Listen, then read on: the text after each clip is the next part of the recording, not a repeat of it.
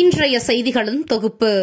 உக்ரைனில் இருந்து ரஷ்ய படைகளை திரும்பப் பெற வலியுறுத்தி ஐநாவில் கொண்டுவரப்பட்ட தீர்மானத்தை புறக்கணித்தது இந்தியா.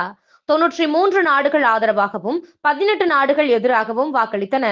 இந்தியா உட்பட 65 நாடுகள் வாக்கெடுப்பை புறக்கணித்தன. ஸ்ரீ சிவன்மலை ஆண்டவர் திருக்கோவில் உத்தரவு பெட்டியில் ஆண்டவன் உத்தரவு பொருளாக வைக்கோல் வைத்து பூஜை செய்யப்பட்டது.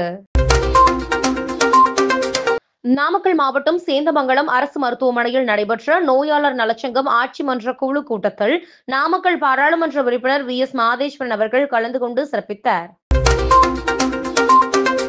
அமெரிக்காவில் அடுத்த 4 ஆண்டுகளில் $500 பில்லியன் மேல் முதலீடு செய்ய உள்ளதாகவும் சுமார் 20,000 புதிய வேலை வாய்ப்புகளை உருவாக்க உள்ளதாகவும் ஆப்பிள் நிறுவனத்தின் CEO டிம் குக் அறிவிப்பு. சிவகங்கையில் மகா சிவராத்திரியை முன்னிட்டு திருப்புவனம் கால்நடை சந்தையில் ஆடுகளின் விலை கிடுகிடு உயர்வு. ரூபாய் 7,000ற்கு விற்பனை செய்யப்பட்டு வந்த 10 கிலோ எடை கொண்ட ஆட்டுக்குட்டி ரூபாய் 13,000ற்கு விற்பனை.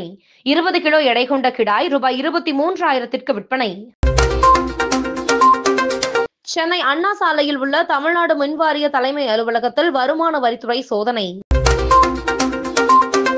டெசர்ட் எக்ஸ் டிஸ்கவரி பைக்கை இந்தியாவில் இன்று அறிமுகம் செய்தது டுகாட்டி.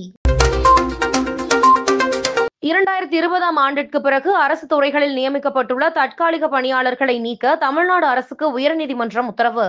தற்காலிக பணியாளர்களை நியமனம் செய்தவர்களுக்கு எதிராக ஒழுங்கு நடவடிக்கை எடுக்கவும் மார்ச் 17ஆம் தேதிக்குள் அறிக்கை தாக்கல் செய்யவும் உத்தரவு.